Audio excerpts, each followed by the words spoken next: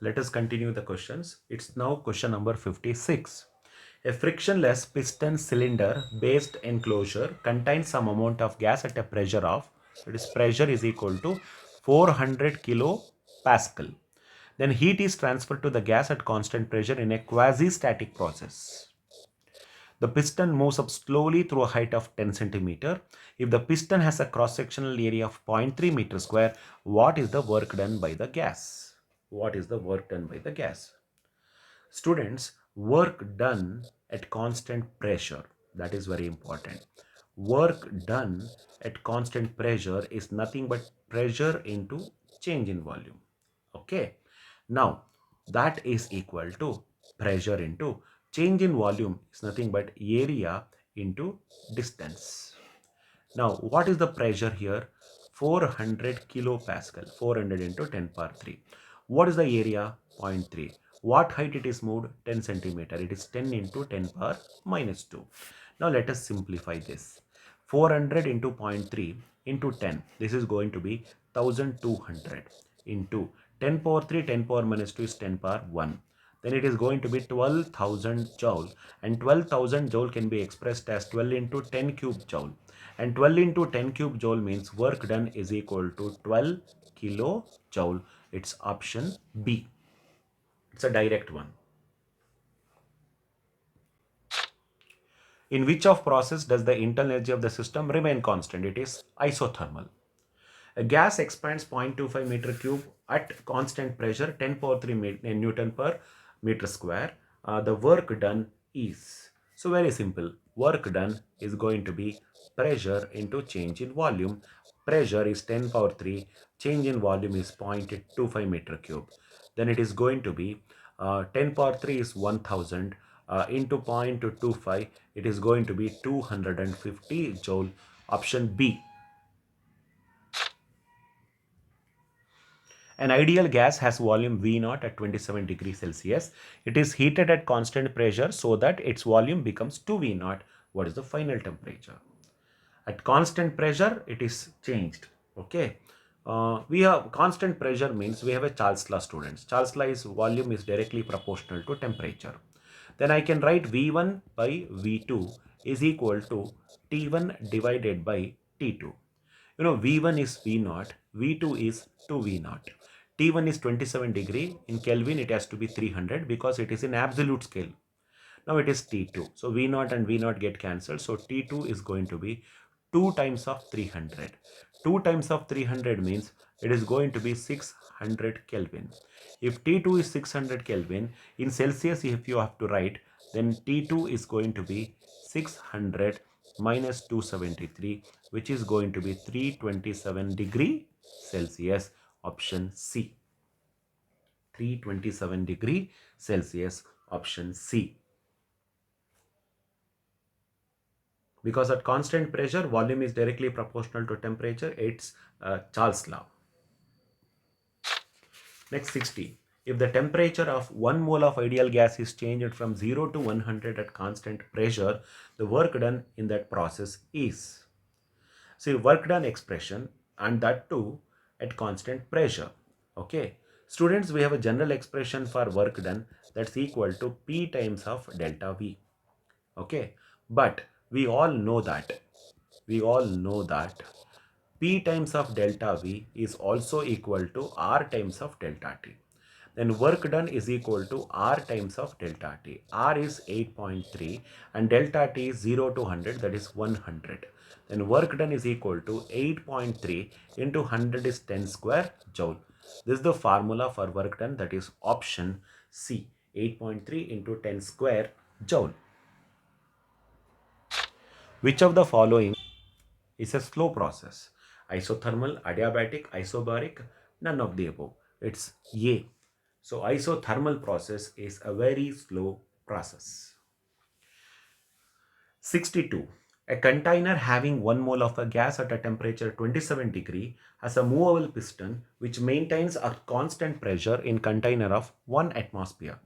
So there is a container having 1 mole of a gas at 27 degrees Celsius, have a movable piston which maintains a pressure as 1 atmosphere.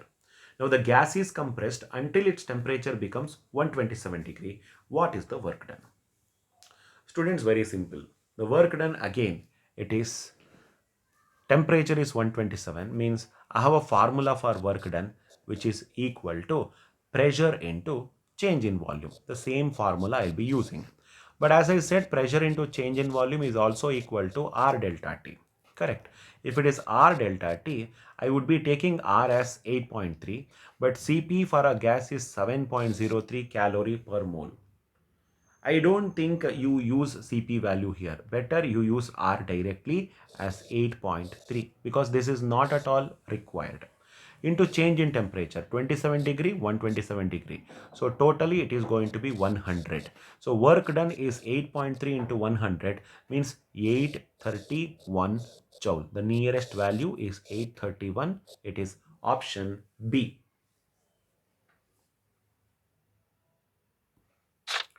63, which is incorrect. In an isobaric process, delta P is 0. No, that's a correct one because pressure is constant, change in pressure is 0. In an isochoric process, delta W is 0. That is also correct because volume is constant, work done is 0. In an isothermal process, delta T is 0. That is also correct because temperature is constant, delta T is 0. In an isothermal process, delta Q is 0. This is the wrong one. So the incorrect option is D because in isothermal process, heat will be absorbed. That's why delta Q cannot be 0. First A, B, C, they are all right statements. But the incorrect statement is option D. 64. In which thermodynamic process the volume remains same? It is isochoric process. Next, students, the questions are on heat engine, refrigerator, and second law of thermodynamics. Now it is 65th question. The coefficient of performance of a Carnot engine, Carnot refrigerator working between 30 degree and 0 degree. Students, coefficient of performance formula is beta, which is equal to T2 divided by T1 minus T2. Here students, T1 is 0 degree. Okay, 0 degree means, sorry, T2 is, T1 is 303 and T2 is 0. So 330 degree means 273 plus 30 degree. It is 303 Kelvin and T2 is 0 degree which is 273 Kelvin. If you substitute it, T2 is 273 divided by 303 minus 273. That means 273 divided by 30. Its nearest value is 9 point something. It's option C. Option C. 66. If we consider solar system consisting of the earth and sun only as one of the ideal thermodynamic system, the sun works as a source of energy having temperature 600, earth as a sink having temperature 300.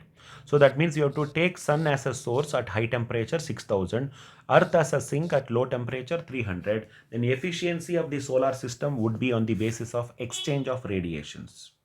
Okay, here T1 is equal to 6000 Kelvin and T2 is equal to 300 Kelvin. On that basis, if you find out the efficiency, what would you get? Okay, I have a formula. Efficiency is equal to 1 minus T2 by T1. It's equal to 1 minus 300 divided by 6000. So you will get 6000 minus 300 by 6000. This is going to be 5700 divided by 6000. I hope you have done correct. 0 get cancelled. It's going to be 0.95. So the efficiency is 0.95 means the efficiency is going to be 95%. It's option D. Now 67. In a Carnot engine, the temperature of the reservoir, that is T1, is 927 degree. You have to convert that into Kelvin by adding 273. It is 1200 Kelvin. And that of sink is 27. So T2 is 27 degrees Celsius. Again, add 273 to it. It is going to be 300 Kelvin. If the work done by the engine when it transfers heat from reservoir to the sink is, so they have given the work done, it is 12.6 into 10 power 6 joule. The quantity of heat absorbed, what is the value of Q? They have given T1, T2, work done is given. You need to find out what is the heat absorbed. Students, based on the efficiency of heat engine, work efficiency is given by work done by heat absorbed. This is the direct formula. But in addition, I have another formula for efficiency, that is 1 minus T2 divided by T1. Let me find out efficiency using the expression 1 minus T2 divided by T1. Okay. Now, let me substitute T2. T2 is 300. T1 is 1200.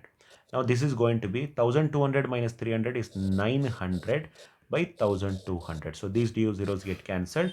Then efficiency is 3 by 4. This is the efficiency. Now, I use the efficiency expression work done by heat absorbed. I got efficiency as 3 by 4. I know the work done. I have to find out Q1 here. Then Q1 is equal to work done divided by efficiency. Now, work done is 12.6 into 10 power 6 divided by efficiency. It is 3 divided by 4. Okay. Now, if you simplify this, 12.6 by 3 by 4, you would be getting it as 16.8 into 10 power 6 joule, which will be option A. That means first I have done the efficiency based on source temperature and sink temperature. That is 3 by 4. After finding the efficiency by source and sink temperature, I would be using this expression of efficiency as work by heat absorbed. I use work and efficiency to find out Q1 because heat absorbed is always Q1 and heat rejected is always Q2. 68. A Carnot engine having efficiency eta equals 1 by 10, it is used as a refrigerator. If the work done on the system is 10 joule, the amount of energy absorbed from the reservoir is. Okay. Now the efficiency expression is given by 1 minus T2 divided by T1. Let me take efficiency as 1 by 10 is equal to 1 minus T2 divided by T1. Now you got to know the T2 by T1 value. So T2 by T1 is equal to 1 minus 1 by 10. That's going to be 9 by 10. So that means I got T2 by T1 ratio as 9 by 10. Let us keep it aside. T2 by T1 is 9 by 10. Then we have a work done formula in the case of refrigerator. Work done in the case of refrigerator is work done is equal to Q2 times T1 by T2 minus 1. This is the formula for work done in the case of refrigerator. But what is work done given? 10. And this is Q2. This is the heat absorbed from the sink. Now T1 by T2 is 9 by 10 minus 1. Actually, T2 by T1 is 9 by 10. T1 by T2 is 10 by 9. Now 10 is equal to Q2.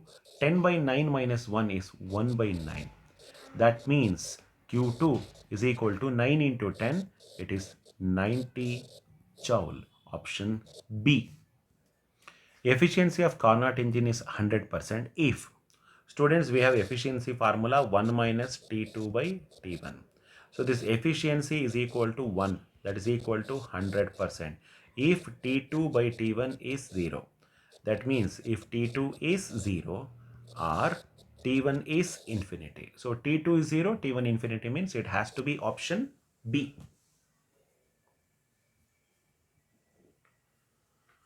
70. A Carnot engine absorbs Q of heat, amount Q of heat from a reservoir at absolute temperature T, and it rejects heat to a sink at a temperature of T by 3. The heat rejected is. Students, they have given Q1 value as Q, T1 value as T, T2 value as T by 3. We have to find out Q2 value. There is a standard formula, students. Efficiency is 1 minus Q2 by Q1. It is also equal to 1 minus T2 by T1. They are one and the same. That proves Q2 by Q1 equals T2 by T1. Which means if I want to write Q2, it is T2 by T1 multiplied by Q1. Then what is T2 by T1? T2 is T by 3. T1 is T multiplied by Q1 is Q. T and T get cancelled, so you will get Q by 3. This is the heat rejected to sink, which is option B. So I have efficiency expression in the case of heat also and in terms of temperature also. So that is the answer for question number 70.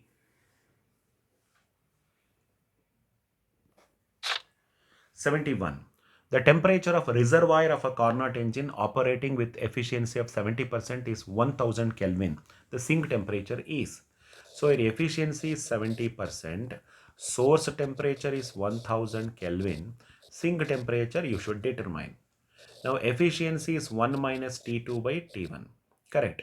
Then T2 by T1 is 1 minus efficiency. That is 1 minus efficiency is 0.7. Okay, it is 0.3, which means let me extend it here. T2 by T1. I am doing this. I am continuing here. T2 by T1 is 0.3. Then T2 is equal to 0.3 times T1. It is 0.3. T1 means what? 1000. So T2 is 0.3 into 1000 is 300 Kelvin. Option A.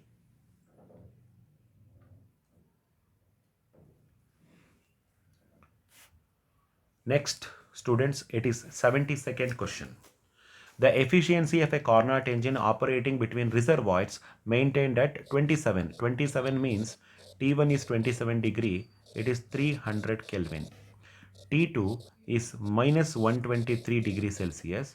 So that means you have to add 273 to it. It will become 150 Kelvin. So source temperature is 300, sink temperature is 150. Then efficiency. Efficiency is 1 minus T2 divided by T1. It's 1 minus T2 is 150. T1 is 300, which becomes 150 by 300, which is equal to 0.5. So if efficiency is 0.5, which means it is 50%. Option A.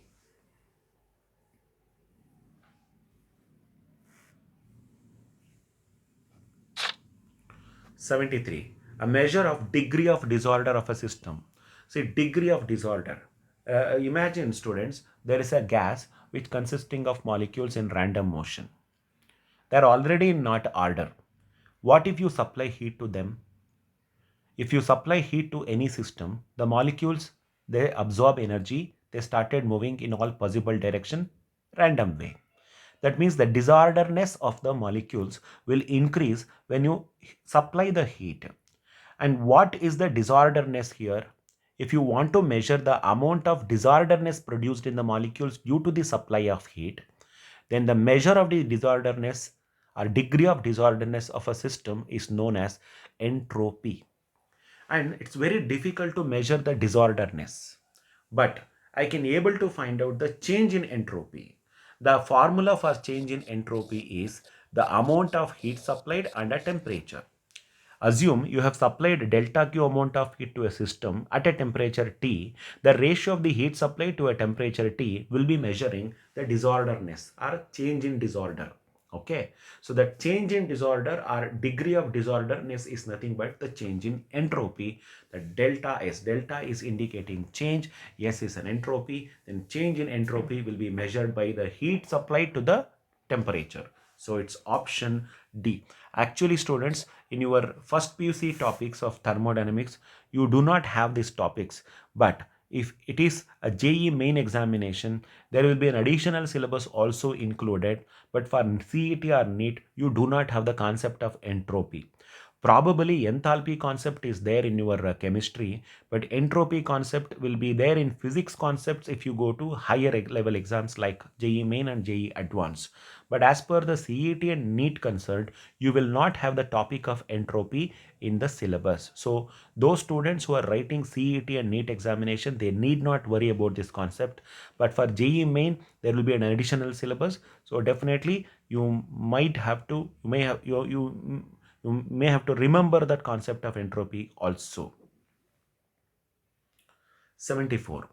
A scientist says that efficiency of the heat engine which operates at source temperature 127 and sink temperature 27 degree is 26%. Is it possible? That means the source temperature T1 is 127. 127 means adding 273, it is going to become 400 Kelvin. T2 is 27 degree. 27 degree means adding 273 to it, it becomes 300 Kelvin. Then the efficiency is going to be 1 minus T2 by T1. It is 1 minus 300 divided by 400, which means 100 divided by 400. That means efficiency is 1 by 4. So 1 by 4 is 0.25 and 0.25 is 25%. So 25% is definitely possible. It's quite possible. Option C.